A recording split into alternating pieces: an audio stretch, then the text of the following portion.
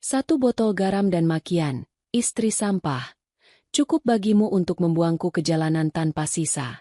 Namun kini aku bangkit membangun kerajaan restoran mewah dari setiap tetes air mata yang kau paksa jatuh. Hingga takdir memaksamu kembali memegang sapu untuk membersihkan lantai di bawah kaki yang dulu kau injak. Sebelum mulai ceritanya, komen dulu kalian dari kota atau negara mana. Aku pengen tahu. Jangan lupa like, subscribe, dan aktifkan lonceng, supaya channel ini makin berkembang. Aroma rempah jahe, lengkuas, dan serai menari-nari di udara dapur yang lembab. Di tengah kepulan uap dari kuali besar, Najwa berdiri dengan dahi yang berpeluh. Sudah 6 jam ia berkutat di sana, memastikan tiap bumbu meresap sempurna ke dalam potongan daging rendang yang ia olah dengan teknik slow cooking. Malam ini bukan sekadar makan malam biasa. Ini adalah perayaan kecil untuk Raka, suaminya, yang baru saja memenangkan tender proyek apartemen mewah di pusat kota. Najwa mengusap peluh dengan ujung celemeknya. Ada secercah harapan yang membuncah di dadanya. Ia membayangkan senyum Raka, sebuah kecupan di kening, atau setidaknya sebuah ucapan terima kasih yang tulus. Baginya, memasak adalah bahasa cinta yang paling jujur, sebuah cara untuk membuktikan bahwa ia adalah istri yang berbakti, meski ia sadar posisinya di rumah ini selalu terasa seperti berjalan di atas hamparan duri yang halus. Masih belum selesai? Kau ini memasak atau sedang bertapa? Suara tajam itu memecah konsentrasi Najwa. Bu Mirna berdiri di ambang pintu dapur, menyilangkan tangan di dada dengan tatapan yang menghakimi. Pakaiannya rapi, kebaya sutra berwarna krem yang menunjukkan statusnya sebagai nyonya besar di rumah ini. Sedikit lagi, Bu. Rendangnya tinggal menunggu berminyak, jawab Najwa lembut, mencoba tetap sopan meski hatinya mencelos. Bu Mirna melangkah masuk. Tumit sepatunya berbunyi tuk-tuk di atas lantai marmer dapur yang bersih. Ia mendekati meja saji, menatap deretan hidangan yang telah disusun Najwa. Ayam pop, sambal hijau yang segar, hingga gulai pakis yang aromatik. Bukannya pujian yang keluar, melainkan dengusan remeh. Bau dapur ini sampai ke ruang tamu. Memalukan kalau ada kolega Raka yang mampir. Ujar Bu Mirna sembari mengambil selembar tisu untuk mengusap noda air yang hampir tak terlihat di pinggiran piring saji. Tadi Maya menelepon. Dia baru saja kembali dari Paris. Katanya, dia ingin merayakan keberhasilan Raka di restoran bintang 5 milik temannya. Seharusnya Raka pergi bersamanya saja, lebih berkelas daripada makan masakan rumahan yang baunya menempel di baju. Najwa tertegun. Nama itu lagi, Maya. Mantan kekasih Raka yang gagal menjadi menantu karena harus melanjutkan studi ke luar negeri, namun tetap menjadi standar emas di mata Bu Mirna. Setiap kali Najwa melakukan sesuatu, bayang-bayang Maya selalu dipaksakan hadir sebagai pembanding yang mustahil dikalahkan. Raka bilang dia rindu masakan saya, Bu, sahut Najwa pelan, mencoba membela diri dengan suara yang bergetar. Raka hanya kasihan padamu, Najwa. Dia tidak ingin melukai perasaanmu yang sensitif itu. Bu Mirna mendekat. Aromanya yang tajam karena parfum mahal kini memenuhi ruang pribadi Najwa. Maya itu wanita karir. Dia tahu cara bicara di depan investor. Dia tahu selera kelas atas. Sedangkan kau? Bakatmu hanya di antara uap kompor dan belanjaan pasar. Jangan terlalu percaya diri. Tekanan di dada Najwa semakin menyesak. Ia ingin membantah. Ingin mengatakan bahwa ia juga memiliki mimpi sebelum memutuskan untuk mendedikasikan seluruh waktunya mengurus rumah ini. Namun, bayangan masa kecilnya, ketika ia harus selalu mengalah dan diam agar tidak ditinggalkan, membuat lidahnya keluh. Tak lama kemudian, suara mobil Raka terdengar memasuki gerbang. Najwa bergegas merapikan rambutnya yang sedikit berantakan. Ia menarik napas panjang, mencoba membuang sisa-sisa sakit hati dari ucapan mertuanya. Ia ingin menyambut Raka dengan wajah paling cerah. Raka masuk ke ruang makan dengan setelan jas yang tersampir di lengan. Wajahnya tampak lelah, namun ada gurat kebanggaan di sana. Mas, selamat di atas proyeknya. Najwa mendekat, hendak mengambil tas kerja suaminya. Raka hanya mengangguk singkat, membiarkan Najwa mengambil tasnya tanpa menatap matanya. Ya. Melelahkan sekali hari ini. Ayo makan, Raka, istrimu ini sudah seharian di dapur sampai baunya seperti bumbu dapur. Sambut Bu Mirna dengan nada yang tiba-tiba berubah manis namun tetap mengandung sindiran. Tadi ibu bilang, harusnya kita makan di luar saja dengan Maya. Tapi istrimu bersikeras ingin pamer masakan. Raka duduk di kursi utama, menatap hidangan di depannya dengan tatapan datar. Najwa dengan sigap menyendokkan nasi dan lauk ke piring suaminya. Ia menanti reaksi Raka saat suapan pertama masuk ke mulut pria itu. "Bagaimana, Mas? Rendangnya pas?" tanya Najwa penuh harap. Raka mengunyah pelan. Matanya tidak berbinar. "Enak, seperti biasa," jawabnya pendek. Ia kemudian beralih menatap ibunya. "Tadi Maya menelepon ibu? Dia bilang apa tentang rencana investasinya di proyek baru ini?" "Oh, Maya sangat antusias. Dia bilang punya relasi dari Prancis yang tertarik. Wanita itu memang luar biasa. Ya? Sudah cantik. Pintar bisnis pula. Tidak heran dia sukses besar." Bu Mirna melirik Najwa dengan sudut matanya yang tajam. "Raka, kau harus sering-sering bertemu Maya.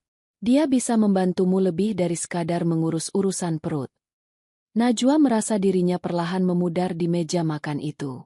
Percakapan mengalir di antara ibu dan anak itu, membahas dunia yang tidak Najwa pahami, sementara ia hanya menjadi pelayan yang mengisi gelas air yang kosong. Setiap kali Raka tertawa mendengar cerita ibunya tentang Maya, Najwa merasa ada bagian dari dirinya yang retak. Ia bukan sekadar merasa tidak dianggap, ia merasa sedang dihapus secara perlahan dari narasi kehidupan Raka. Malam itu, setelah makan malam selesai dan Bu Mirna sudah masuk ke kamarnya, Najwa mencuci piring di dapur dalam kesunyian yang mencekam. Dina, Art yang biasanya membantunya, sudah ia suruh istirahat lebih awal karena merasa tidak enak hati melihat gadis itu kelelahan. Najwa menatap pantulan dirinya di jendela dapur yang gelap. Ia tampak kusam, jauh dari citra Maya yang digambarkan Bu Mirna sebagai wanita yang bersinar di bawah lampu-lampu Paris. Luka batinnya yang selama ini ia tekan kembali berdenyut. Rasa takut akan kegagalan menjadi seorang istri yang sempurna. Raka masuk ke dapur untuk mengambil air minum. Najwa berhenti sejenak. Tangannya yang masih basah bersandar di tepi wastafel. "Mas, besok aku mau buatkan sarapan spesial untukmu. Ada menu baru yang kupelajari dari resep warisan nenek," ucap Najwa, mencoba mencuri perhatian suaminya sekali lagi. Raka meneguk airnya, lalu menaruh gelas dengan bunyi denting yang dingin di atas meja. "Terserah kau saja, Najwa. Tapi jangan terlalu lama di dapur. Besok pagi ibu minta aku menemaninya bertemu Maya untuk diskusi bisnis. Jangan sampai aku terlambat karena menunggumu menyiapkan meja." Raka berlalu begitu saja, meninggalkan Najwa dalam kehampaan dapur yang luas. Keputusan Raka untuk lebih mementingkan pertemuan dengan Maya daripada momen sarapan mereka membuat sesuatu di dalam diri Najwa bergejolak. Ia merasa harus melakukan sesuatu yang lebih. Sesuatu yang akan membuat Raka menyadari bahwa dialah yang paling mengenal selera pria itu. Bukan Maya, bukan siapapun. Najwa melangkah menuju lemari penyimpanan bumbu rahasianya. Ia mengambil sebuah stoples kaca berisi bahan-bahan langka yang jarang ia gunakan. Ia memutuskan untuk menyiapkan hidangan pembuka yang sangat kompleks untuk sarapan besok, yang membutuhkan persiapan sepanjang malam. Ia tidak peduli jika ia tidak tidur. Ia harus membuktikan bahwa ia berguna. Ia akan mempertaruhkan seluruh energi dan sisa harga dirinya pada masakan besok pagi, berharap rasa akan mampu mengalahkan ambisi. Matahari baru saja merangkak naik, namun dapur kediaman Raka sudah dipenuhi uap panas yang membumbung. Najwa berdiri dengan tumpuan kaki yang gemetar. Kelopak matanya terasa berat dan panas setelah terjaga sepanjang malam demi mengolah seafood bis kental dengan bumbu rempah rahasia yang ia siapkan dengan ketelitian luar biasa. Ia mengabaikan rasa pegal di pinggangnya. Baginya, setiap tetes keringat ini adalah investasi untuk mempertahankan martabatnya sebagai seorang istri di mata Raka. Pagi ini bukan sekadar sarapan biasa. Raka mengabari bahwa Pak Baskoro, seorang pengusaha kuliner kawakan sekaligus calon investor proyek barunya, akan datang berkunjung lebih awal sebelum mereka berangkat ke lokasi proyek. Ini adalah panggung yang Najwa ciptakan sendiri. Ia ingin membuktikan bahwa seleranya tidak kalah kelas dengan restoran bintang 5 manapun yang sering dibanggakan oleh mertuanya. Baunya lumayan. Suara dingin itu muncul dari arah pintu. Najwa menoleh dan mendapati Bu Mirna sudah berdiri di sana, mengamati dengan tatapan yang sulit diartikan. Di belakangnya, Dina, sang asisten rumah tangga yang baru bekerja 2 bulan, tampak ragu-ragu membawa nampan berisi gelas-gelas kristal. Dina hanya menunduk, tidak berani menatap mata Najwa, seolah ada beban besar yang ia sembunyikan di balik pundaknya yang kaku. "Terima kasih, Bu. Ini resep khusus yang saya siapkan untuk Pak Baskoro," ujar Najwa dengan suara serak. Ia mencoba tersenyum, meski batinnya menjerit karena kelelahan. "Jangan terlalu percaya diri. Pak Baskoro itu lidahnya sangat pemilih. Kalau kau gagal, kau tidak hanya mempermalukan dirimu sendiri, tapi juga menghancurkan masa depan Raka." Bu Mirna melangkah mendekat, jarinya mengusap pinggiran panci stainless steel yang masih panas. "Dina, ikut saya ke gudang sebentar. Ada taplak meja yang harus dicari." Najwa membiarkan mereka pergi. Ia harus ke kamar mandi sejenak untuk membasuh wajahnya yang tampak kusam agar tidak memalukan saat menyambut tamu. Hanya butuh 3 menit bagi Najwa untuk mencuci muka dan merapikan rambutnya yang sedikit berantakan. Namun, dalam 3 menit yang sunyi itu, Bu Mirna kembali ke dapur dengan langkah yang sangat ringan, hampir tanpa suara. Tangannya meraih botol garam besar yang tergeletak di atas meja. Dengan gerakan yang cepat dan penuh kebencian, ia membuka tutupnya dan menumpahkan hampir separuh isi botol itu ke dalam panci sup seafood yang masih mendidih. Ia mengaduknya sekali dengan sendok besar, memastikan kristal-kristal asin itu larut sempurna ke dalam kaldu kental yang tadinya gurih dan manis. Dina berdiri di sudut pintu dapur. Matanya membelalak melihat tindakan sang majikan besar. Ia ingin berteriak, namun tatapan tajam Bu Mirna yang seolah berkata, "Buka mulut dan kau akan hancur," membuat lidah gadis muda itu mendadak keluh. Dina hanya bisa meremas ujung seragamnya, menyimpan rahasia busuk itu dalam diam yang menyiksa. Tak lama kemudian, suara tawa Raka dan Pak Baskoro terdengar dari ruang tamu. Najwa segera keluar dari kamar mandi, mengenakan celemek bersih, dan mulai memindahkan sup itu ke dalam mangkuk-mangkuk porselen mahal. Ia tidak sempat mencicipinya kembali karena Raka sudah memanggil dengan nada tidak sabar. "Najwa, cepat sajikan. Pak Baskoro tidak punya banyak waktu," seru Raka. Najwa membawa nampan itu ke ruang makan. Pak Baskoro, seorang pria parubaya dengan aura berwibawa, tersenyum ramah. "Wah, aromanya sangat menggugah selera. Jarang-jarang saya melihat pengusaha muda yang istrinya masih mau turun langsung ke dapur untuk menjamu tamu." Raka tampak bangga meski wajahnya tetap kaku. "Najwa memang suka memasak, Pak. Silakan dicicipi." Bu Mirna duduk di samping Raka. Wajahnya tampak tenang dan anggun, seolah-olah ia adalah malaikat pelindung di rumah itu. Najwa meletakkan mangkuk di depan Pak Baskoro, lalu di depan Raka. Ia berdiri dengan tangan bertaut di depan perut, menanti dengan jantung yang berdegup kencang. Pak Baskoro mengambil sendok peraknya, menyendok sedikit kaldu berwarna jingga itu, dan memasukkannya ke mulut. Detik berikutnya, wajah Pak Baskoro berubah drastis. Ia langsung meraih serbet dan memuntahkan kembali makanan itu ke dalamnya. Ia terbatuk-batuk kecil. Wajahnya memerah karena rasa asin yang menyengat saraf lidahnya. Raka tertegun, lalu dengan cepat menyendok sup miliknya sendiri untuk memastikan. "Ugh! Apa-apaan ini?" Raka memuntahkan sup itu langsung ke atas lantai marmer.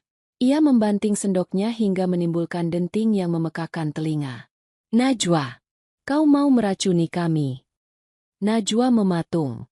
Kepalanya mendadak kosong. "Mas, tidak mungkin, aku sudah masak dengan benar." "Benar katamu? Ini bukan makanan. Ini sampah." Raka berdiri. Wajahnya merah padam karena malu di depan Pak Baskoro yang kini sedang meneguk air putih dengan terburu-buru. "Kau tahu berapa nilai proyek yang sedang aku pertaruhkan di sini? Dan kau menghancurkannya dengan masakan busuk ini." Bu Mirna ikut berdiri. Wajahnya menunjukkan pura-pura terkejut yang sangat dramatis. "Ya Tuhan, Najwa. Ibu sudah bilang jangan terlalu percaya diri. Kalau kau tidak bisa masak, katakan saja. Jangan memaksakan diri sampai membuat Raka malu seperti ini. Kau ini sebenarnya niat jadi istri atau tidak? Saya tidak memasukkan garam sebanyak itu. Mas. Sumpah. Najwa mendekati panci yang tadi ia bawa, mencoba mencari jawaban di tengah badai emosinya yang hancur. Cukup. Bentak Raka. Ia melangkah mendekati Najwa, menatapnya dengan pandangan yang penuh kebencian yang belum pernah dilihat Najwa sebelumnya. Aku sudah lelah dengan ketidakbergunaan. Di luar sana, wanita seperti Maya bisa membantuku dalam bisnis, sedangkan kau? Mengurus satu panci sup saja kau gagal total. Mas, tolong dengarkan aku. Diam kau, istri sampah. Suara Raka menggelegar di ruang makan. Aku tidak butuh beban sepertimu di rumah ini. Aku malu punya istri yang hanya bisa merusak segalanya. Raka menarik napas panjang. Matanya menatap tajam tepat ke manik mata Najwa yang mulai basah oleh air mata. Najwa binti Abdullah, hari ini, detik ini juga, aku ceraikan kamu. Talak 1 untukmu. Hening. Ruang makan itu mendadak terasa seperti ruang hampa udara bagi Najwa. Pak Baskoro hanya bisa menunduk, merasa tidak enak berada di tengah kemelut rumah tangga tersebut. Sementara Bu Mirna menyeringai tipis yang hampir tak terlihat. Najwa merasa dunianya runtuh. Semua pengorbanan, rasa lelah, dan cinta yang ia tuangkan ke dalam masakan itu seolah dilemparkan ke selokan. Ia menatap Raka, mengharap ada sedikit keraguan di mata suaminya. Namun yang ia temukan hanyalah kekerasan hati yang absolut. Najwa tidak menangis terseduh-seduh. Rasa sakitnya terlalu dalam hingga air matanya justru mengering di sudut mata. Ia melepas celemeknya dengan tangan yang bergetar hebat. Ia melirik ke arah Dina yang berdiri di kejauhan dengan wajah pucat. Lalu beralih ke Bu Mirna yang kini memeluk bahu Raka seolah sedang menenangkan putranya. Tanpa berkata sepatah kata pun, Najwa berbalik. Ia masuk ke dalam kamar, bukan untuk meratap, melainkan untuk mengambil sebuah tas kecil. Ia tidak mengambil perhiasan emas yang dibelikan Raka atau baju-baju mahalnya. Ia hanya mengambil sebuah pisau dapur kecil kesayangannya yang ia beli dengan uang tabungannya sendiri sebelum menikah, dan sebuah buku catatan kumal berisi resep-resep aslinya yang belum pernah ia tunjukkan pada siapapun. Najwa keluar dari kamar dengan kepala tegak, meski kakinya terasa seperti terbuat dari kapas.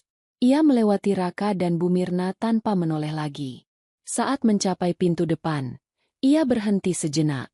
Ia merogoh saku gamisnya, mengeluarkan kunci rumah itu, dan meletakkannya di atas meja konsol. Najwa melangkah keluar ke bawah terik matahari pagi yang mulai menyengat. Ia tidak memiliki tujuan pasti, namun tangannya meraba ponsel di sakunya. Ia mencari satu nama yang selama ini ia abaikan karena dilarang oleh Raka, Santi. Dengan jempol yang gemetar, ia mengetikkan sebuah pesan singkat yang akan mengubah seluruh hidupnya mulai hari ini. Langkah kaki Najwa terasa berat, seolah-olah aspal yang dipijaknya berubah menjadi lumpur hisap yang ingin menelan tubuhnya bulat-bulat. Di tangannya, sebuah tas kain kusam berisi pisau dapur kesayangan dan buku catatan resep tanpa kontras dengan deretan rumah megah yang baru saja ia tinggalkan. Suara Raka yang meneriakkan kata, "Talak," masih menggema di telinganya, berbaur dengan denging knalpot kendaraan yang lalu lalang. Ia tidak menoleh lagi. Baginya, gerbang besi hitam tinggi itu kini bukan lagi pintu rumah, melainkan mulut monster yang baru saja memuntahkannya setelah mengunyah habis seluruh harga dirinya. Di balik jendela lantai 2 rumah itu, Bu Mirna berdiri dengan senyum kemenangan yang tak lagi disembunyikan. Ia segera meraih ponsel pintarnya, mengabaikan piring-piring sup yang masih berserakan di ruang makan. "Maya, sayang, kau di mana? Datanglah ke rumah sekarang. Raka sedang butuh teman bicara, dan sepertinya posisi yang ibu janjikan padamu sudah kosong," ucap Bu Mirna dengan nada riang yang kontras dengan suasana duka yang seharusnya menyelimuti sebuah perceraian. Tidak butuh waktu lama bagi Maya untuk muncul. Wanita itu datang dengan mobil sedan merah menyala, mengenakan terusan sutra yang sangat rapi, seolah memang sudah bersiap di balik tikungan untuk momen ini.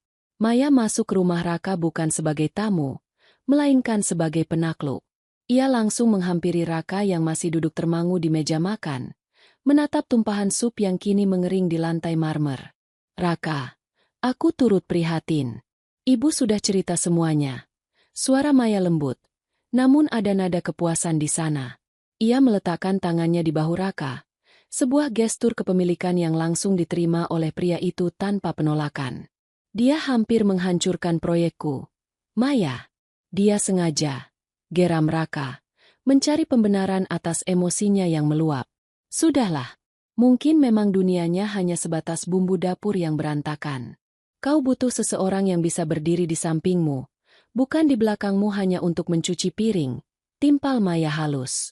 Bu Mirna mengangguk setuju, membiarkan Maya mulai mengarahkan narasi di rumah itu, menggantikan keberadaan Najwa seolah wanita itu hanya sebutir debu yang baru saja disapu bersih.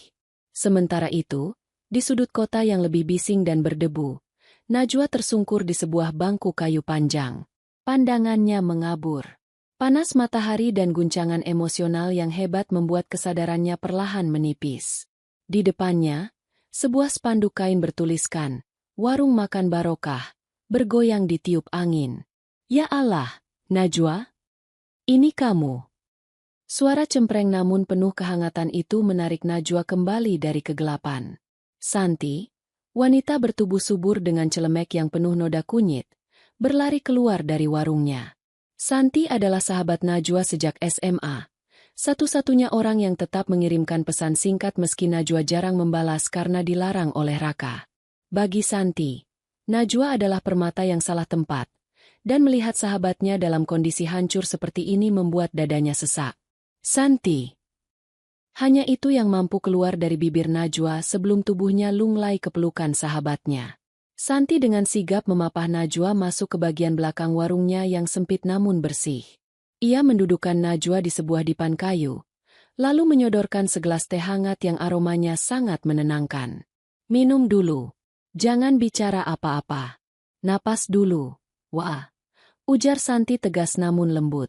Ia menyeka keringat di dahi Najwa dengan handuk kecil. Najwa menyesap teh itu perlahan. Rasa hangatnya mulai mencairkan kekakuan di dadanya. Ia menatap sekeliling warung Santi yang sederhana.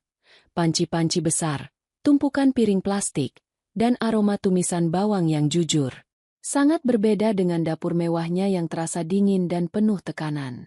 Dia menceraikanku, San. Di depan tamu pentingnya. Gara-gara masakanku asin, katanya aku istri sampah. Bisik Najwa. Air matanya akhirnya luruh juga, membasahi pipinya yang kuyu.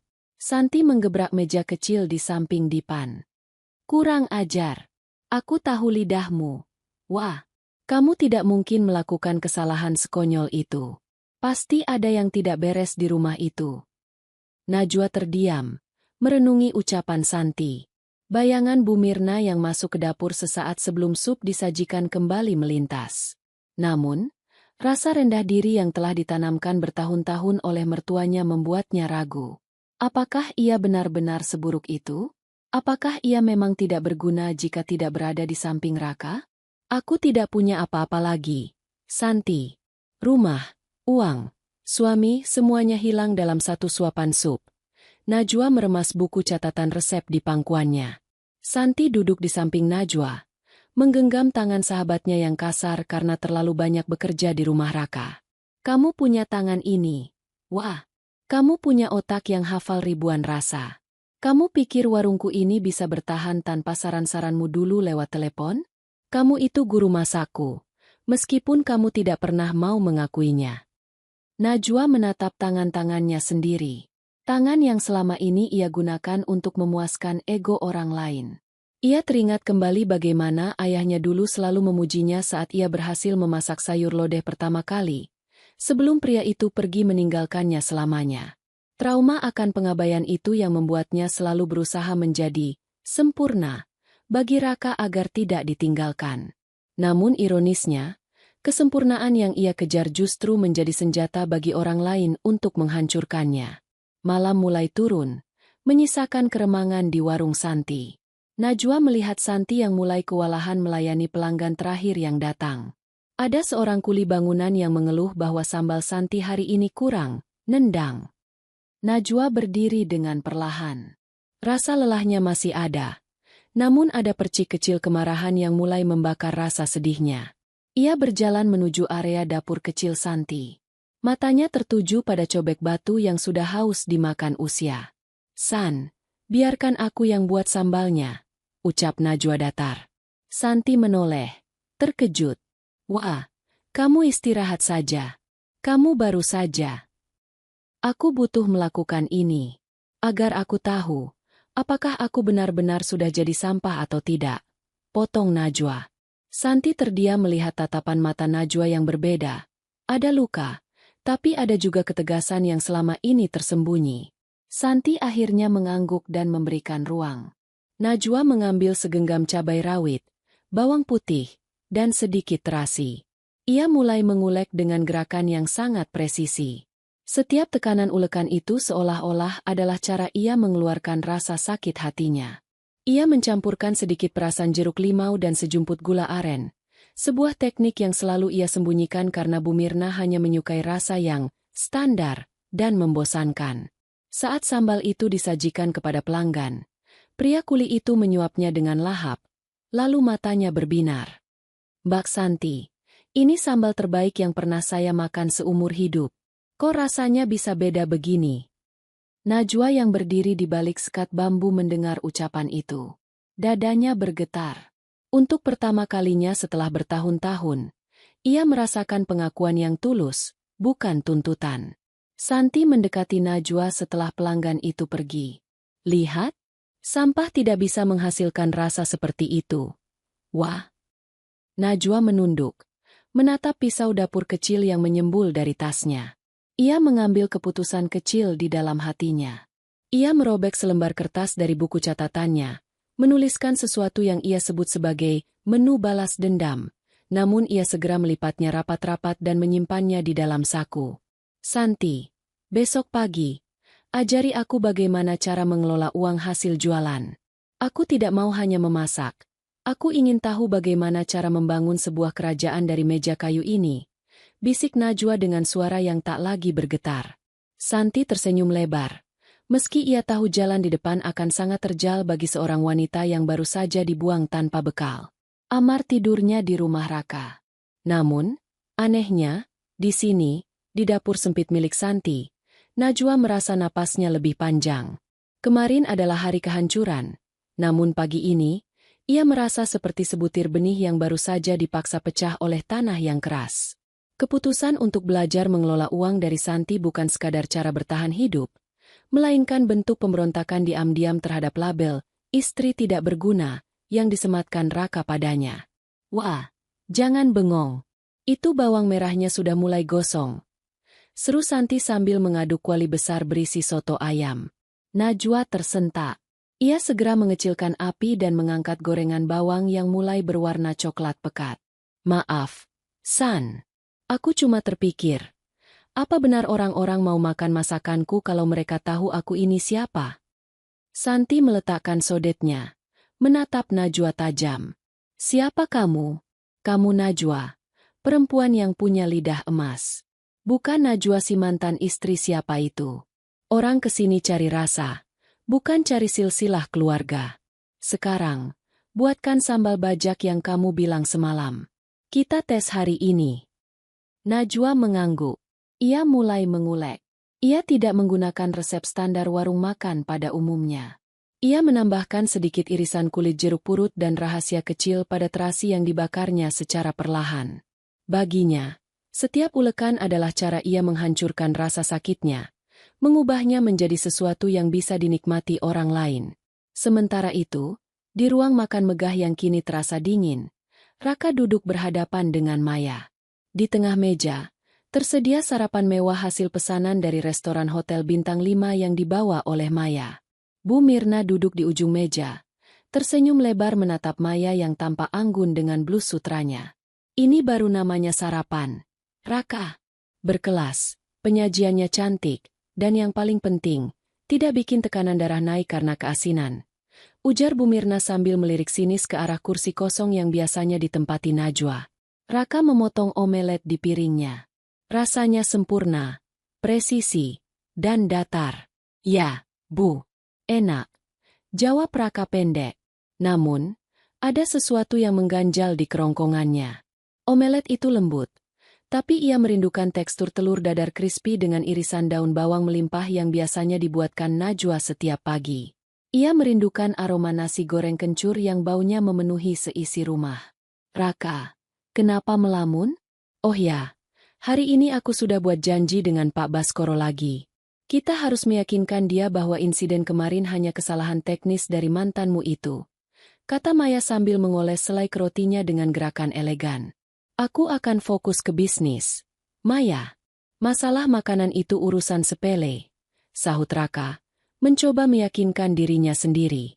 Namun, saat ia meneguk kopi hitamnya, ia menyadari kopinya terlalu pahit. Najwa biasanya tahu takaran gula aren yang pas untuk menyeimbangkan rasa kopinya. Raka meletakkan cangkirnya dengan kasar, mencoba mengusir bayangan Najwa dengan membuka tabletnya untuk memeriksa laporan keuangan perusahaan yang mulai menunjukkan grafik menurun.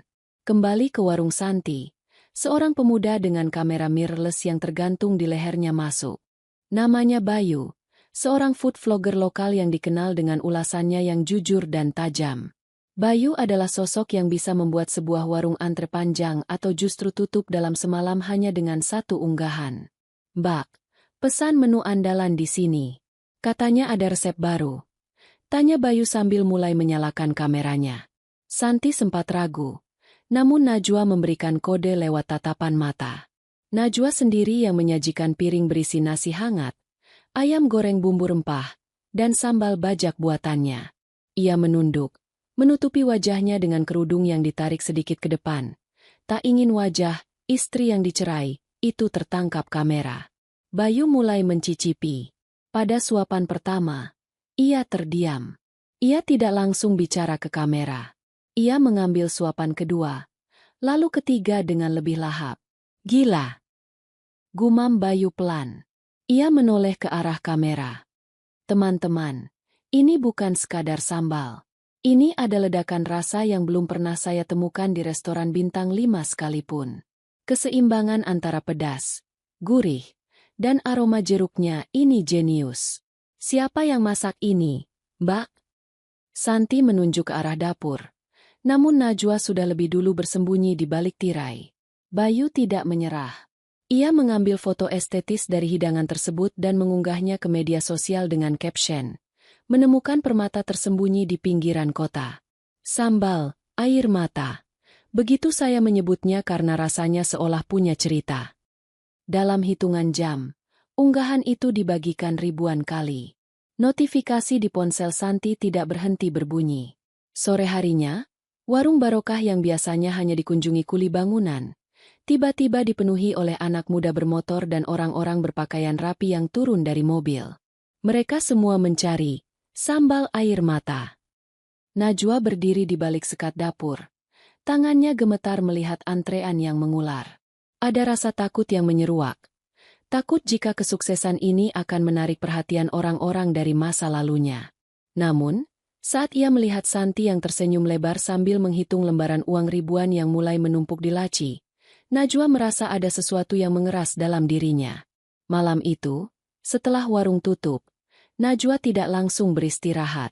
Ia duduk di lantai dapur yang dingin, menghitung sisa bahan baku. Ia menyadari satu hal. Ia butuh identitas baru agar tidak mudah dilacak oleh Raka, namun ia juga butuh pengakuan. Najwa mengambil spidol hitam besar. Di atas papan menu kayu yang sudah usang, ia tidak lagi menuliskan nama menu secara umum. Ia menuliskan sebuah nama baru untuk dirinya di warung itu. Sebuah nama yang akan menjadi awal dari merek bisnisnya kelak.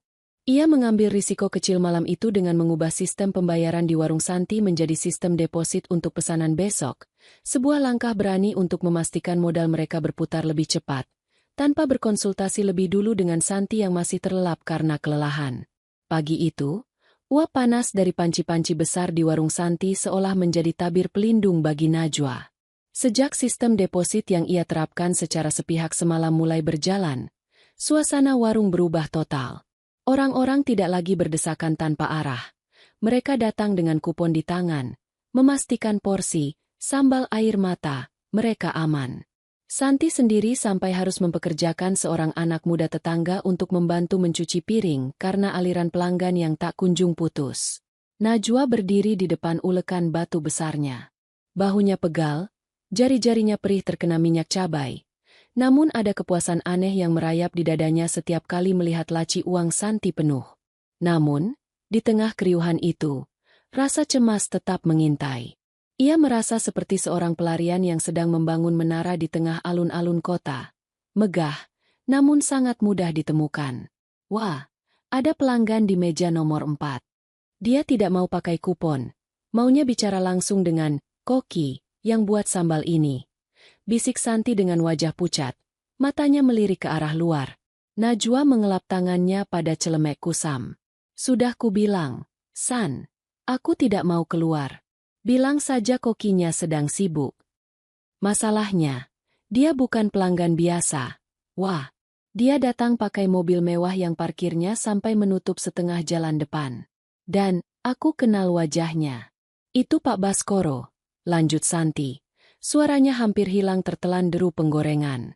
Jantung Najwa seakan berhenti berdetak. Nama itu adalah petir di siang bolong. Pak Baskoro adalah saksi kunci kehancurannya. Pria itu adalah orang yang melihatnya dihina sebagai istri sampah oleh Raka. Luka di hatinya yang baru saja mulai mengering kembali berdenyut perih, memunculkan rasa malu yang luar biasa. Aku tidak bisa, San. Suruh dia pergi, ucap Najwa tegas. Namun tangannya gemetar saat memegang ulekan. Dia bilang dia tidak akan pergi sampai mencicipi masakanmu lagi. Dia bilang dia ingin memastikan sesuatu. Santi memohon dengan tatapan mata. Dengan napas yang berat, Najwa akhirnya menyerah. Ia tahu, melarikan diri hanya akan menunda masalah. Ia menarik napas panjang, merapikan kerudungnya, dan melangkah keluar dari balik sekat bambu. Pak Baskoro duduk dengan tenang di atas kursi plastik biru. Tampak sangat kontras dengan setelan jas abu-abu gelapnya yang mahal. Di depannya, sepiring nasi rames dengan sambal racikan Najwa sudah tandas setengahnya. Begitu melihat Najwa, pria itu meletakkan sendoknya dan berdiri. Ternyata benar dugaan saya.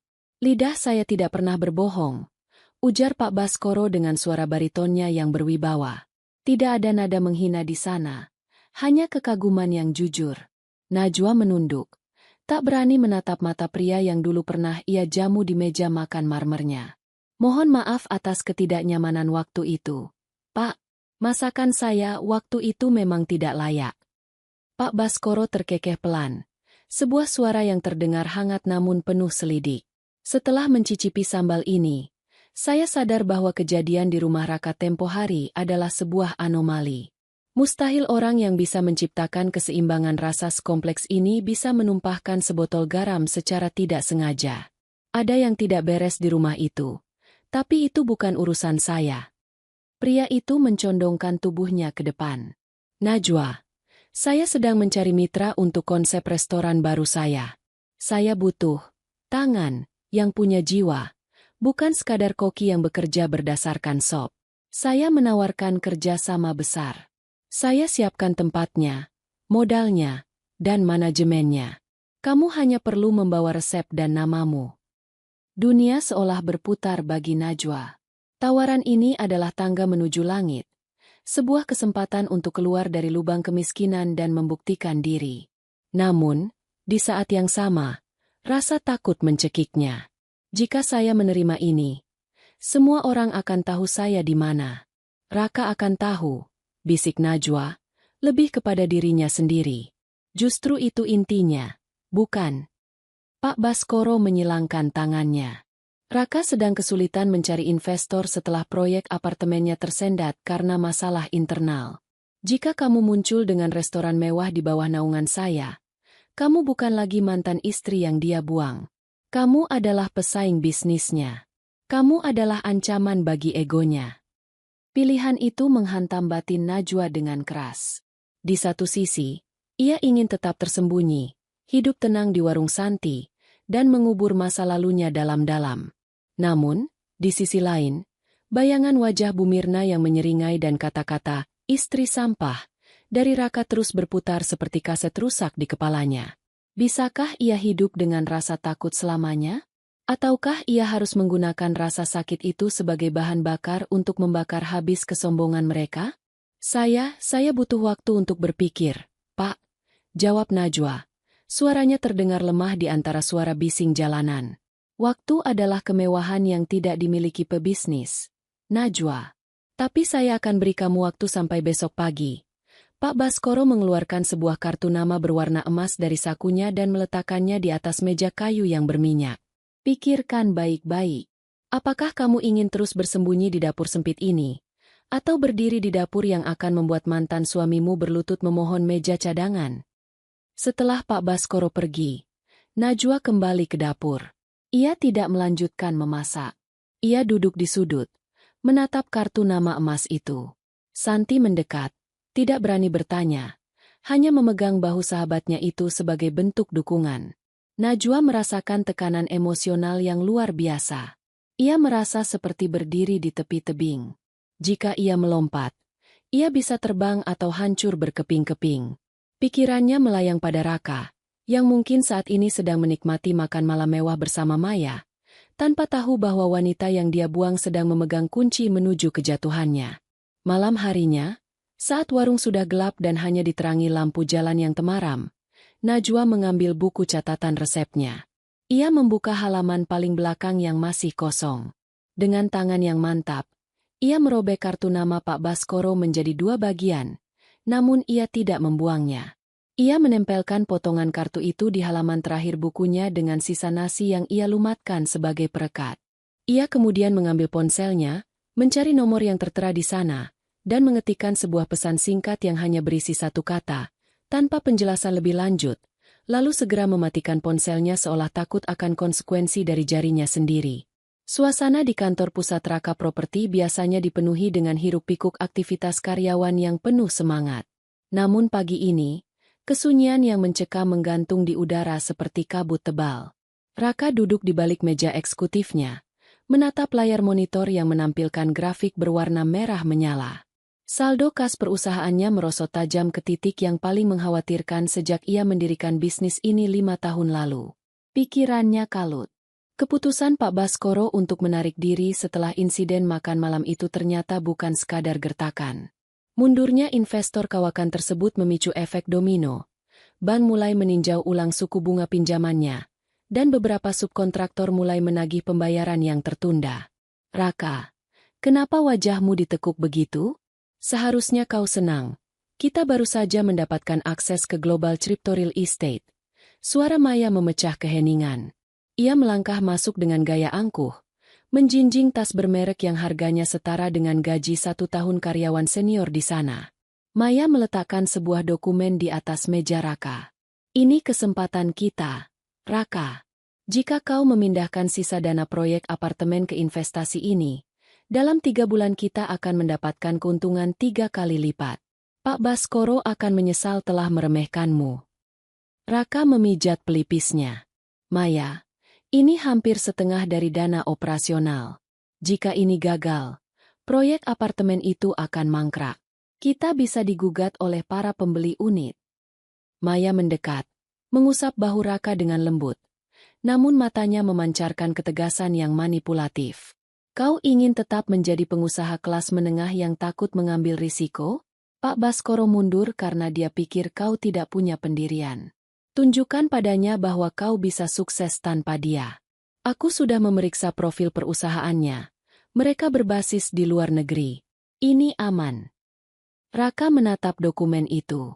Logika bisnisnya mulai tumpul oleh rasa frustrasi dan harga diri yang terluka.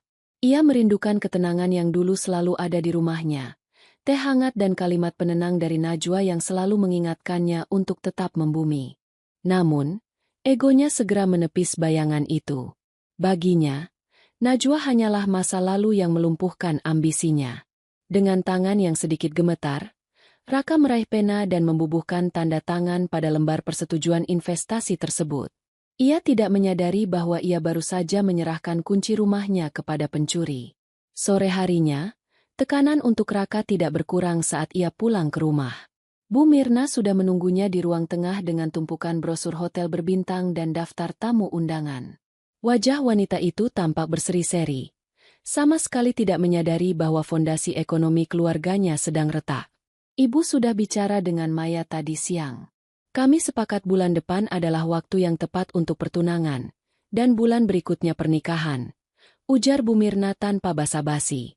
Ibu tidak mau tetangga dan teman-teman sosialita ibu terus bertanya kenapa rumah ini tidak punya nyonya. Status sosial kita harus diperbaiki, Raka. Apalagi setelah berita perceraianmu mulai tersebar. Bu, bisnis sedang sulit. Bisakah kita tunda dulu? Raka mencoba memberikan pengertian.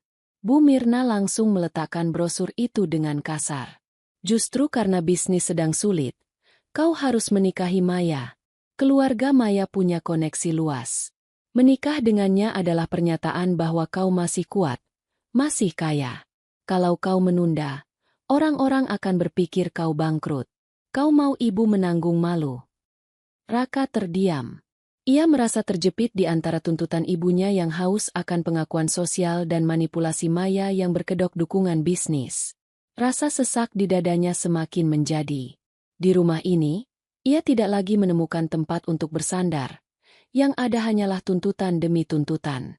Di sudut lain kota, di dalam kamar sempit di belakang warung Santi, Najwa sedang duduk di depan sebuah cermin kecil yang sudah retak di bagian sudutnya. Di hadapannya terletak sebuah blus berwarna biru dongker yang masih baru. Pemberian dari Santi sebagai dukungan untuk pertemuan besok dengan Pak Baskoro. Najwa mengusap kain blus itu. Pikirannya melayang pada berita di portal bisnis lokal yang sempat ia baca di ponsel Santi tadi siang. Proyek apartemen Raka Properti terancam mangkrak akibat masalah likuiditas. Ada sekilas rasa iba yang muncul di hati Najwa. Namun perasaan itu segera tertutup oleh rasa sakit yang kembali berdenyut saat ia mengingat bagaimana Raka memandangnya seperti sampah di depan Pak Baskoro. Ia menyadari satu hal. Rasa ibanya adalah kelemahan yang selama ini membuatnya tertindas. Wah, kamu masih bangun. Suara Santi terdengar dari balik pintu. Iya, San. Aku sedang bersiap, jawab Najwa. Santi masuk dan duduk di pinggir dipan. Kamu beneran siap? Wah, besok bukan cuma soal masak-memasak. Besok itu soal kamu masuk ke dunianya Raka. Kamu bakal jadi pusat perhatian. Kamu yakin gak bakal lari kalau nanti ketemu dia? Najwa menatap pantulan dirinya di cermin.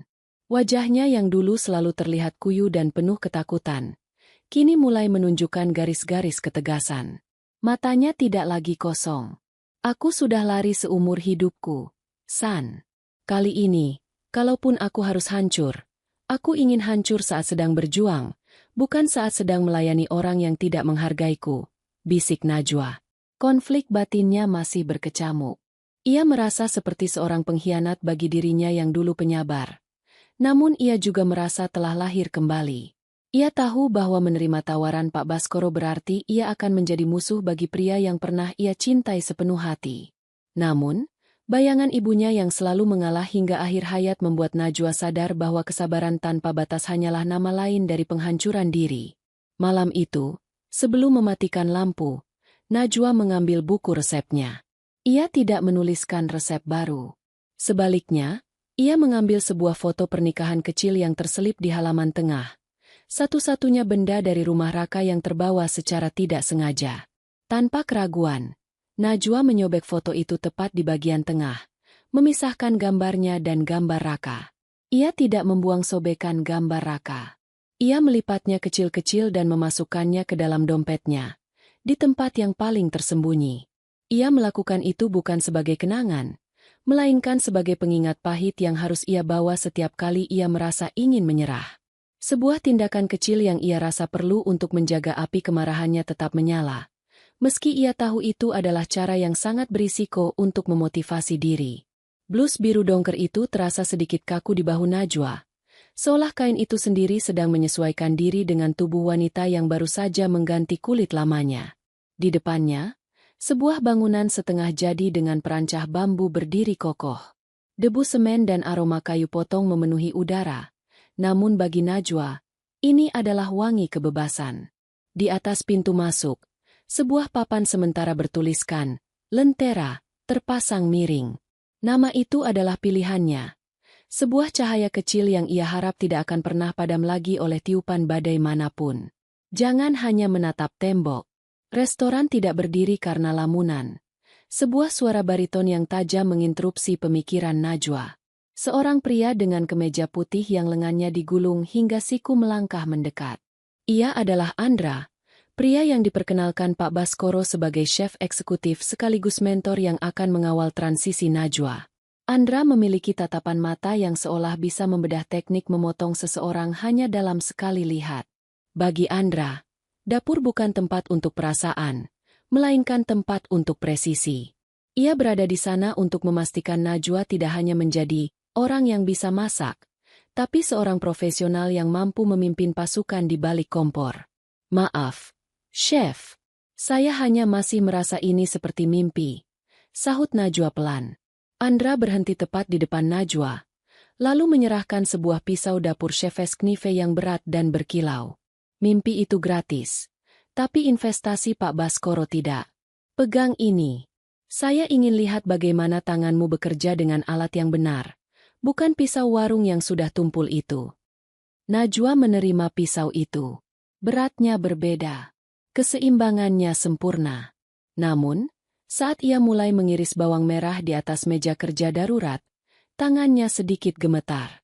Bayangan Raka yang menghinanya sebagai istri sampah tiba-tiba muncul di benaknya.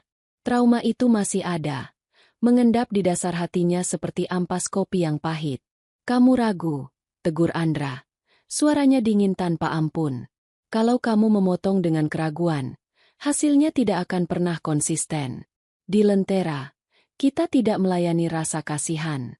Kita melayani kesempurnaan.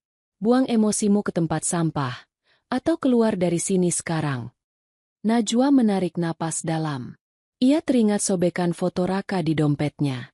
Ia memejamkan mata sejenak, membayangkan rasa asin yang luar biasa dari sup seafood yang disabotase itu, lalu membukanya dengan kilatan mata yang berbeda. Ia mulai mengiris kembali. Kali ini, suaranya berirama, cepat, dan tegas. Tuk tuk tuk tuk. Andra mengangguk tipis. Sebuah pengakuan langka yang tidak ia ucapkan secara lisan. 2 hari kemudian, Najwa harus menghadiri pameran bahan pangan premium, sebuah acara eksklusif bagi para pemilik restoran dan pengusaha kuliner untuk mendapatkan akses ke pemasok terbaik. Pak Baskoro meminta Najwa datang sendiri untuk mulai membangun relasi. Najwa datang dengan dandan yang sangat sederhana namun rapi. Sangat berbeda dengan penampilannya saat masih menjadi nyonya di rumah Raka. Di tengah hiruk-pikuk pameran, di antara stan daging wagyu dan sayuran hidroponik, langkah Najwa mendadak membeku. Di depannya, sekitar 10 meter, berdiri Raka. Pria itu tampak lebih kurus, wajahnya kuyu, dan ia sedang berdebat dengan seorang pemasok daging lokal. Harga ini tidak masuk akal. Aku sudah jadi langgananmu selama 3 tahun. Seru Raka. Suaranya terdengar putus asa namun tetap berusaha menunjukkan otoritas. Maaf, Pak Raka, tapi pembayaran Bapak untuk 2 pengiriman terakhir belum lunas. Manajemen kami tidak bisa memberikan harga diskon lagi. Jawab si pemasok dengan nada datar. Najwa merasa jantungnya berdegup kencang. Ia ingin berbalik dan lari, namun kakinya seolah tertanam di lantai marmer itu. Rasa takut yang dulu selalu menguasainya kini berperang dengan harga diri yang baru saja ia bangun. Sebelum ia sempat memutuskan, Raka menoleh dan mata mereka bertemu. Raka tertegun sejenak. Ia melihat Najwa, namun bukan Najwa yang ia kenal. Najwa di depannya tampak bersih, tenang, dan mengenakan tanda pengenal bertuliskan, Lentera, Owner. Sesaat, ada kilatan keterkejutan di mata Raka. Namun dengan cepat ia menutupinya dengan senyum meremehkan yang sudah sangat akrab bagi Najwa. Najwa? Sedang apa kau di sini? Raka melangkah mendekat, mengabaikan pemasok daging tadi. Ia memandang kartu nama di dada Najwa lalu tertawa hambar. Lentera? Pemilik. Jadi sekarang kau jadi tukang cuci piring di restoran baru yang belum jelas itu? Atau kau sedang mencoba merayu pemiliknya agar bisa bekerja di sana? Najwa merasakan cubitan pedih di dadanya. Namun ia tidak menunduk. Ia meraba dompet di sakunya, merasakan lipatan sobekan foto itu melalui kain blusnya. Aku di sini untuk urusan bisnis, Mas Raka. Sama sepertimu. Bisnis. Raka mendekat. Suaranya merendah, penuh dengan racun. Dengar, Najwa. Jangan hanya karena kau viral di warung pinggir jalan. Kau pikir kau bisa sejajar denganku di tempat seperti ini. Kau itu sampah yang kubuang. Bau bumbu dapur itu tidak akan pernah hilang dari kulitmu, meski kau pakai parfum semahal apapun. Restoranmu itu, Lentera, pasti akan padam sebelum bulan depan. Raka hendak melanjutkan hinaannya ketika Andra muncul dari belakang Najwa. Andra tidak berkata apa-apa. Ia hanya berdiri dengan postur tubuh yang dominan, menatap Raka dengan pandangan yang membuat pria itu merasa kerdil. Najwa, Pak Baskoro sudah menunggu di stan rempah eksklusif. Kita tidak punya waktu untuk melayani sales yang sedang mengeluh soal harga, ucap Andra dengan nada yang sangat sopan namun mematikan. Wajah Raka memerah padam. Ia merasa terhina karena disamakan dengan sales di depan mantan istrinya. Namun, sebelum ia sempat membalas, Najwa sudah berbalik mengikuti Andra. Di dalam hatinya, Najwa menangis. Namun bukan tangis kesedihan, melainkan tangis karena ia menyadari betapa kecilnya Raka sekarang di matanya. Pria itu harus merendahkannya hanya untuk merasa kuat. Sesampainya di stan rempah yang sangat mahal, tempat yang bahkan tidak berani didekati Raka karena kendala keuangan, Najwa menatap deretan saffron dan vanila polong dari Madagaskar. Harganya fantastis, cukup untuk menggaji seluruh karyawan warung Santi selama setahun. Chef, kita benar-benar butuh ini untuk menu pembuka, tanya Najwa. Tangannya menyentuh kontrak pemesanan yang disodorkan pemasok. Itu adalah pembeda antara restoran berkelas dan warung makan. Kalau kamu mau dia berlutut suatu saat nanti, kamu harus punya sesuatu yang tidak akan pernah bisa dia beli, jawab Andra tanpa menoleh. Najwa menatap kontrak itu. Ia tahu, menandatangani ini berarti ia menghabiskan hampir 40% anggaran bahan baku awal yang diberikan Pak Baskoro. Sebuah taruhan yang sangat besar. Jika ia gagal mengolah bahan ini menjadi mahakarya, Lentera akan hancur sebelum dibuka. Namun, bayangan tawa meremehkan Raka tadi terngiang kembali. Najwa mengambil pena. Jemarinya tidak lagi gemetar. Dengan satu tarikan garis yang tegas, ia menandatangani kontrak eksklusif tersebut, menutup akses bagi restoran lain di kota itu untuk mendapatkan bahan yang sama selama 1 tahun ke depan. Gumpalan benang merah di dalam botol kaca kecil itu tampak berkilau di bawah lampu temaram dapur Lentera. Saffron kualitas tertinggi dari Madagaskar. Najwa menatapnya dengan tangan yang masih sedikit gemetar. Tanda tangan yang ia bubuhkan di pameran kemarin bukan sekadar tinta di atas kertas, melainkan janji yang mempertaruhkan seluruh reputasi Pak Baskoro dan masa depannya sendiri. Jika ia gagal mengolah bahan semahal emas ini, ia bukan lagi hanya menjadi istri yang dibuang, melainkan kegagalan yang merugikan. Saffron itu tidak akan berubah menjadi hidangan hanya dengan ditatap. Najwa. Suara Andra yang dingin menyentak lamunannya. Najwa menoleh, mendapati Chef Andra sedang mengasah pisau dengan ritme yang konstan. Sret, sret. Saya hanya memikirkan risikonya. Chef. Satu kesalahan kecil, dan modal jutaan rupiah akan menguap begitu saja. Andra berhenti mengasah pisaunya.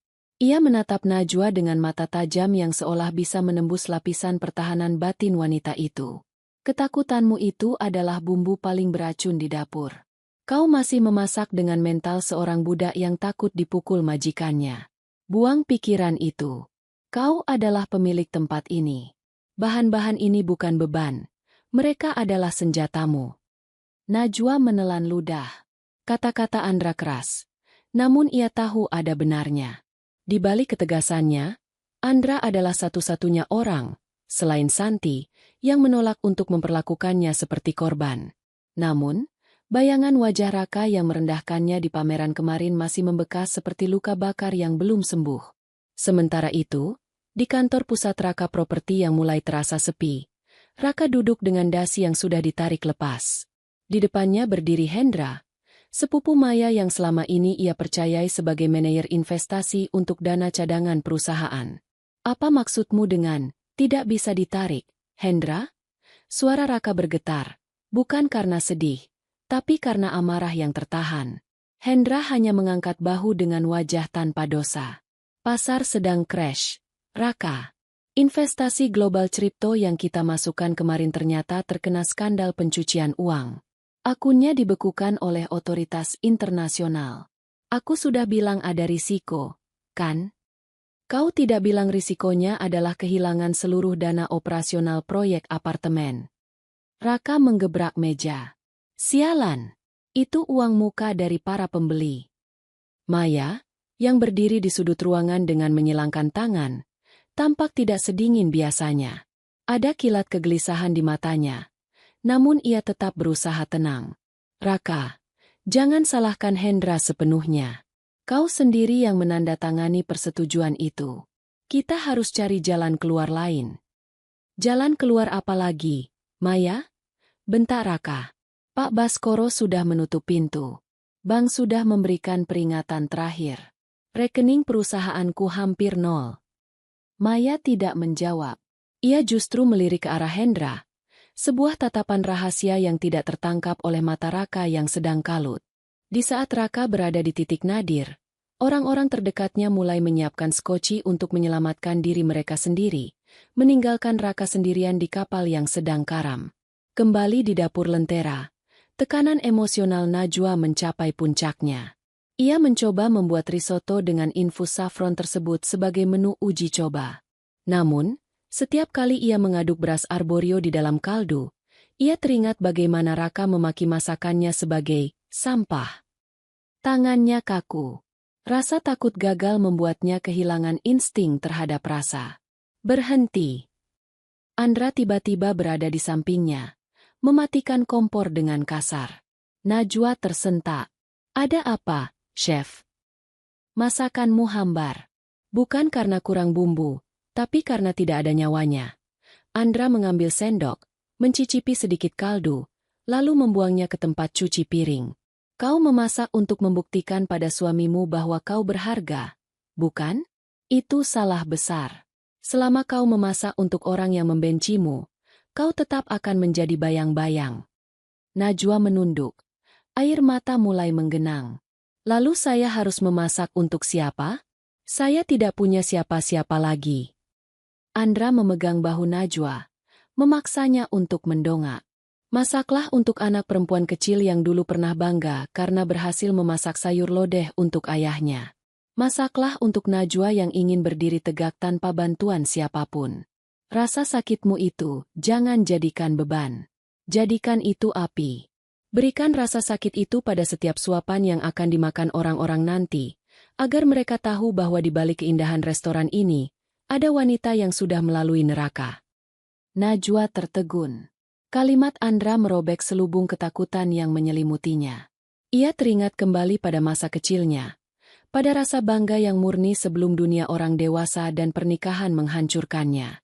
Ia menarik napas dalam-dalam, mengusap air matanya dengan punggung tangan, dan menatap panci itu dengan pandangan berbeda.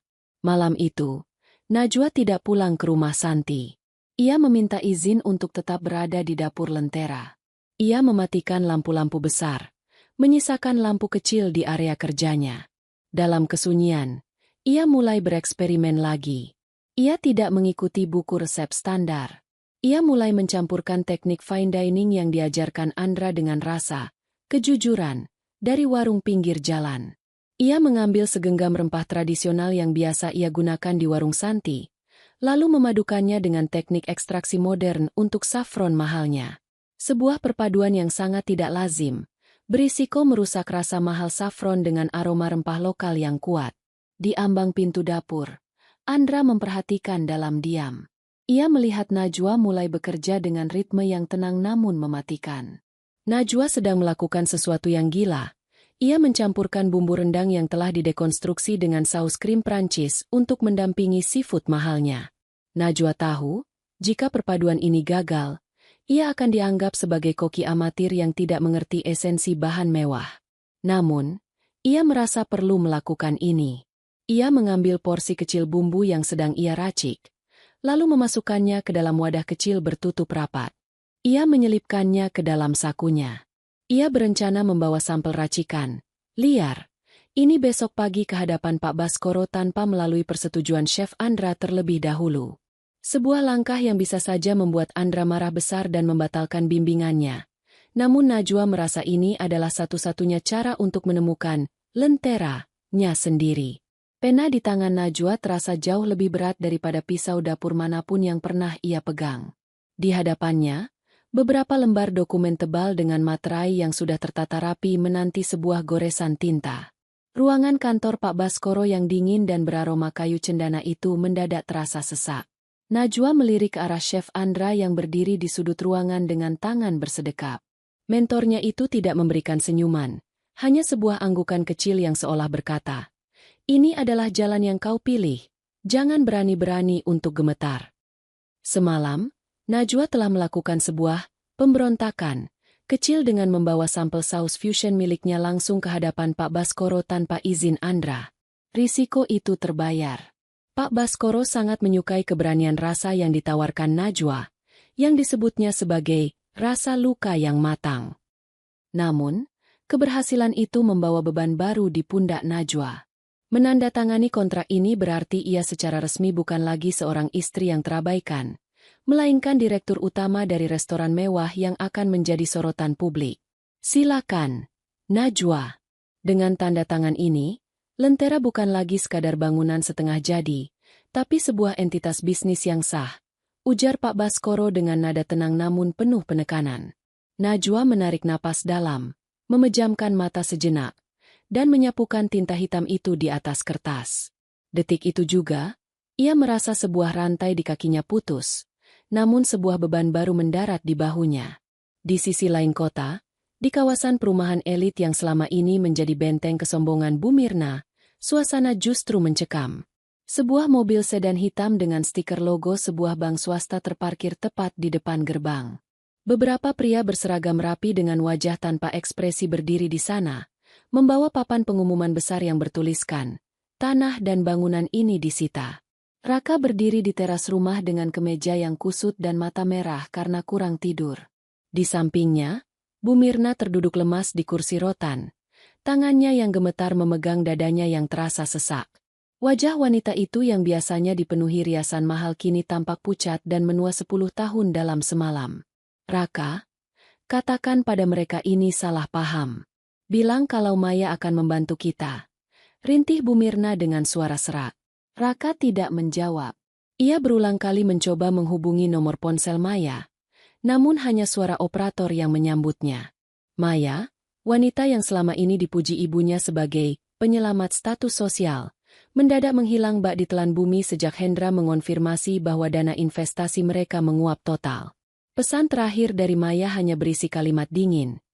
"Aku tidak bisa mengaitkan namaku dengan pengusaha yang bangkrut, Raka. Kita harus jaga jarak untuk sementara waktu."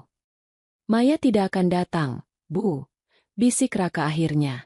Suaranya terdengar kosong, seolah nyawanya sudah lebih dulu pergi sebelum petugas bank mengetuk pintu. "Apa maksudmu? Dia calon istrimu. Dia punya koneksi." Bu Mirna mendadak histeris. Mencoba berdiri namun kepalanya berputar hebat. Tekanan darahnya melonjak drastis akibat stres yang bertubi-tubi. "Ibu tidak mau keluar dari rumah ini. Di mana kita akan tinggal? Malu, Raka, malu." Petugas bank melangkah maju, memberikan dokumen penyitaan terakhir. "Mohon maaf, Pak Raka. Sesuai prosedur kami memberikan waktu hingga sore ini untuk mengosongkan barang-barang pribadi. Listrik dan air akan segera diputus." Tepat saat itu, Bu Mirna terjatuh dari kursinya. Ia pingsan dengan napas yang pendek-pendek. Raka berteriak memanggil bantuan. Namun di rumah besar itu, tidak ada lagi Art yang tersisa. Dina sudah berhenti minggu lalu karena gajinya tak terbayar. Dan Maya yang diharapkan menjadi sandaran justru menjadi orang pertama yang memutus komunikasi. Berita tentang penyitaan rumah Raka menyebar cepat di kalangan pengusaha, berkat relasi Pak Baskoro yang luas. Sore harinya, saat Najwa sedang meninjau dapur Lentera yang hampir selesai, Santi datang dengan wajah panik sambil menyodorkan ponselnya. "Wah, lihat ini. Rumah Raka disita. Katanya Bu Mirna dilarikan ke rumah sakit karena serangan jantung ringan. Bisik Santi. Matanya penuh rasa tidak percaya. Najwa menghentikan aktivitasnya menatap piring porselen. Jantungnya berdegup kencang. Ada sebuah dorongan aneh di dalam dirinya untuk merasa puas. Melihat orang-orang yang menghancurkan harga dirinya kini merasakan pahitnya kehilangan. Namun, di saat yang sama, rasa kemanusiaan yang selama ini menjadi sifat dasarnya memberontak. Ia teringat bagaimana Bu Mirna sangat memuja rumah itu. Bagaimana Raka selalu merasa bahwa harta adalah segalanya. Najwa, fokus. Suara Andra kembali menggema, memecah konflik batin yang mulai berkecamuk di wajah Najwa. Apa yang terjadi di luar sana adalah konsekuensi dari pilihan mereka. Jangan biarkan nasib mereka mencemari konsentrasimu di sini. Dapurmu tidak butuh rasa kasihan, dia butuh ketangguhan. Najwa menatap Andra, lalu menatap kembali ke arah jendela restoran yang menghadap langsung ke jalan raya. Ia melihat bayangannya sendiri di kaca. Wanita yang kini mengenakan pakaian berkualitas, yang memiliki masa depan, yang tidak lagi gemetar saat dibentak. Saya tahu, Chef, tapi saya tidak bisa pura-pura tidak dengar. Sahut Najwa pelan. Lalu apa? Kamu mau datang ke sana dan menjadi pahlawan bagi orang yang menyebutmu sampah? Tanya Andra dengan nada sinis yang sengaja memprovokasi. Najwa terdiam. Ia meraba dompet di sakunya, mengeluarkan lipatan sobekan foto Raka yang sudah kusam. Ia menatap potongan gambar suaminya itu untuk waktu yang lama. Pilihan hidup sedang mengujinya sekali lagi. Apakah ia akan membalas dendam dengan cara mengabaikan mereka? Ataukah ia akan menggunakan kesuksesannya untuk memberikan tamparan yang lebih halus? Najwa menarik napas dalam-dalam. Ia tidak pergi ke rumah sakit, tidak juga menghubungi Raka. Sebaliknya, ia melangkah ke arah meja admin di sudut restoran. Ia mengambil daftar undangan grand opening Lentera yang baru saja dicetak. Daftar itu berisi nama-nama pejabat, investor, dan pengusaha kuliner papan atas. Dengan tangan yang dingin namun mantap, Najwa mengambil sebuah pulpen merah. Ia menuliskan sebuah nama di bagian paling bawah daftar undangan tersebut, namun bukan di kolom tamu VIP. Ia meletakkan nama itu di kolom khusus, pihak terkait, yang biasanya diperuntukkan bagi mereka yang harus menyaksikan sebuah keberhasilan dari kejauhan. Sebuah langkah kecil yang sangat berisiko, karena ia belum mendiskusikannya dengan Pak Baskoro.